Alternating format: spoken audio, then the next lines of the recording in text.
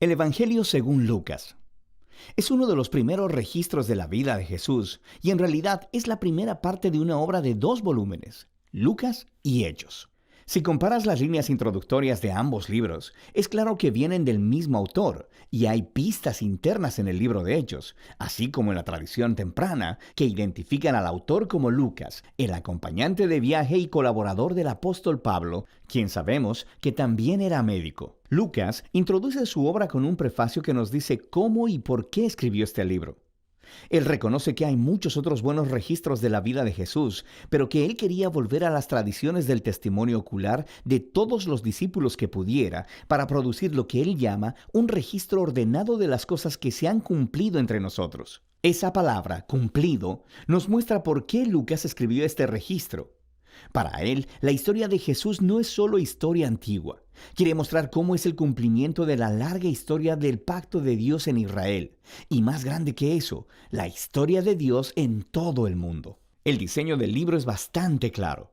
Hay una larga introducción que prepara las historias de Juan el Bautista y de Jesús. Luego, en los capítulos del 3 al 9, Lucas presenta un retrato robusto de Jesús y su misión en su región de origen, Galilea. Después de eso, la gran sección central del libro es el largo camino de Jesús a Jerusalén, lo que nos lleva al clímax de la historia, la última semana de Jesús en Jerusalén, antes de su muerte y resurrección, lo que después nos lleva al libro de Hechos.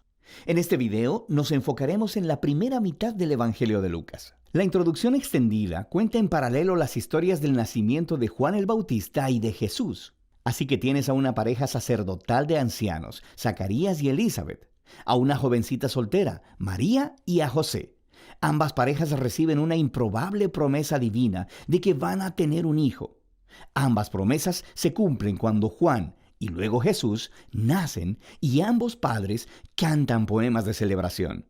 Estas canciones poéticas están llenas de ecos de los salmos y profetas del Antiguo Testamento, mostrando cómo estos niños cumplirán las antiguas promesas de Dios. Pero estos poemas también dan una vista previa del rol de cada niño en la historia que sigue.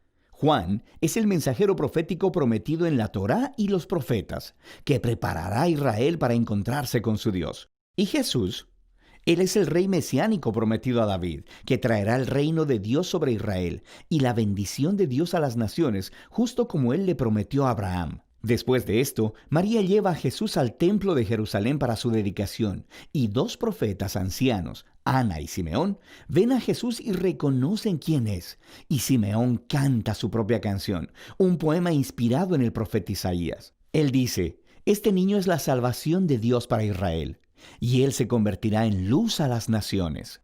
Así que con toda esta anticipación, la historia continúa a la siguiente sección principal, donde Lucas presenta a Jesús y su misión. Él prepara la escena con el movimiento de renovación de Juan en el río Jordán, donde él está llamando a un nuevo arrepentimiento, comprometiendo nueva vez a Israel a la existencia a través del bautismo. Él está preparando la llegada del reino de Dios. Y luego, Jesús aparece como el líder de esta nueva Israel, y él es marcado por el Espíritu y la voz de Dios desde el cielo. Él es el Hijo amado de Dios. Después de esto, Lucas continúa con la genealogía y traza los orígenes de Jesús hasta David, y luego hasta Abraham, y luego hasta Adán en el libro de Génesis. Lucas está declarando que Jesús es el rey mesiánico de Israel, que traerá la bendición de Dios, pero no solo a Israel, la familia de Abraham. Él está aquí por todos los hijos de Adán, por toda la humanidad. Después de esto, Lucas ha colocado estratégicamente la historia de Jesús regresando a su ciudad de origen, Nazaret, donde inaugura su misión pública. En una reunión en la sinagoga, Jesús se pone de pie y lee del rollo de Isaías diciendo: «El Espíritu de Dios está sobre mí para anunciar las buenas nuevas a los pobres y libertad a los cautivos, vista a los ciegos y libertad a los oprimidos». Ahora, al igual que en los otros evangelios, Jesús aquí se presenta como el rey mesiánico que está trayendo las buenas nuevas del reino de Dios. Pero lo que Lucas está resaltando de manera singular son las implicaciones sociales de la misión de Jesús, de manera que él trae libertad. La palabra griega es aphesis, y literalmente significa liberación, y se refiere a la antigua práctica judía del año del jubileo que se describe en Levítico 25. Es cuando todos los esclavos de Israel eran liberados, cuando las deudas de las personas eran canceladas, cuando las tierras que habían sido vendidas se devolvían a las familias. Todo era una recreación simbólica de la justicia y misericordia liberadora de Dios. Y luego Jesús dice que estas buenas nuevas de liberación son específicamente para los pobres. En el Antiguo Testamento, los pobres, o en hebreo aní, es una categoría mucho más amplia, no solo para las personas que no tienen mucho dinero. También se refiere a las personas de bajo estatus social en su cultura, como personas con discapacidades, mujeres, niños y los ancianos. También puede incluir a los marginados sociales, como personas de otros grupos étnicos, o personas cuyas malas decisiones los habían dejado fuera de los círculos religiosos aceptables. Y Jesús dice que el reino de Dios es especialmente una buena noticia para estas personas. Así que después de esto, Lucas pone inmediatamente delante de nosotros un gran bloque de historias que nos muestran cómo lucen las buenas nuevas de Jesús para los pobres. Involucran la sanidad de una mujer enferma y en cama, o de un hombre que tiene una enfermedad en la piel, o de alguien que está paralizado. Aquí también hay historias acerca de Jesús dando la bienvenida a su comunidad a un recolector de impuestos como Leví, que no era financieramente pobre, pero que era un marginado social. Hay una historia acerca de Jesús perdonando a una prostituta. Lucas está mostrando cómo el reino de Jesús traía restauración y revertía todas las circunstancias de las vidas de las personas. Él está expandiendo el círculo de personas que son invitadas a descubrir el poder sanador del reino de Dios. Y mientras la misión de Jesús atrae a un gran número de seguidores, Él hace algo todavía más provocativo. Él hace de estas personas un nuevo Israel, poniendo sobre ellos 12 discípulos como líderes, que correspondían a las 12 tribus de Israel. Y luego Jesús enseña su manifiesto sobre un reino de cabeza, o como Lucas lo llama, el sermón del llano. Él dice que el amor de Dios por el marginado y el pobre significa que su reino revierte todos nuestros sistemas de valores. Él está aquí para formar un nuevo pueblo de Dios, alternativo, que responderá a la invitación de Jesús al practicar la generosidad radical al servir al pobre. Personas que guiarán al servir y vivirán haciendo la paz y perdonando.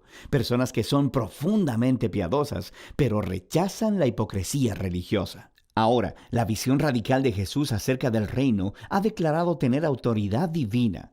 Así que empieza a generar resistencia y controversia, especialmente de los líderes religiosos de Israel. Su búsqueda de personas cuestionables es una amenaza a sus tradiciones religiosas y a su sentido de estabilidad social. Así que empiezan a acusar a Jesús de blasfemar a Dios, de ser un borracho y de juntarse con pecadores. Esta sección culmina en una nueva revelación para sus discípulos sobre la misión de Jesús.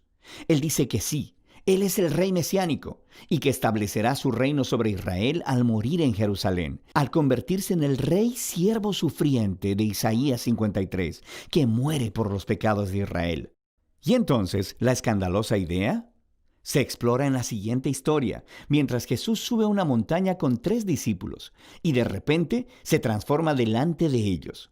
Ellos están envueltos en esta nube de la presencia de Dios, quien anuncia, «Este es mi Hijo escogido». Y luego, Moisés y Elías están ahí, los otros 2 profetas que se encontraron con la presencia y la voz de Dios en una montaña. Y Lucas nos cuenta que ellos están hablando juntos acerca de la partida de Jesús, que estaba a punto de cumplirse en Jerusalén. Esa palabra griega, éxodo, es una clara referencia a la historia del éxodo. Lucas está representando aquí a Jesús como un nuevo Moisés, que guiará a su nuevo Israel a la libertad y a la liberación del pecado y la maldad en todas sus formas, personal, espiritual y social. Y eso nos llevará a la segunda mitad del libro, pero por ahora, esa es la primera mitad del Evangelio según Lucas.